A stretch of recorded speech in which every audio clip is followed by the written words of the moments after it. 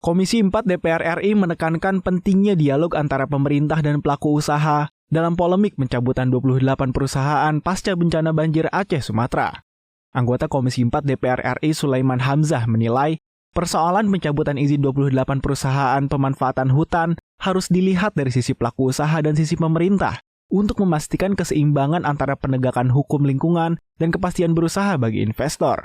Sulaiman juga meminta pemerintah untuk mempertimbangkan dampak ekonomi dan sosial yang ditimbulkan dari kebijakan pencabutan izin tersebut. Pasalnya, penghentian operasional perusahaan memicu efek domino, mulai dari persoalan tenaga kerja hingga finansial perusahaan terdampak. Pasti dampaknya akan kemana-mana. Jadi begitu perusahaan dicabut, karyawan sebagian begitu banyak itu mau dikemanakan, dan tunggakan perusahaan kepada pihak lain ini semua akan menjadi terganggu gitu. Sehingga sebaiknya kita duduk bersama dengan kementerian, perusahaan juga harus bisa menerima keputusan yang diambil nanti, sehingga tidak hanya melaporkan sepihak, tetapi dua-dua harus bisa kita duduk bersama. Dalam RDPU bersama Komisi 4 DPR RI, sejumlah perusahaan menilai keputusan pencabutan izin tersebut terlalu gegabah.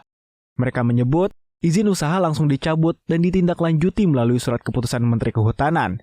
Namun setelah SK terbit, penelitian baru dilakukan untuk mengumpulkan data dan dugaan pelanggaran dari ke-28 perusahaan tersebut. Kondisi ini dinilai sebagai bentuk penuduhan sepihak, karena berdasarkan data yang mereka miliki, sejumlah perusahaan mengaku tidak ada keterkaitan langsung dengan peristiwa banjir bandang Aceh Sumatera yang terjadi beberapa waktu lalu. Adila dan Ridwan, TVR Parlemen melaporkan.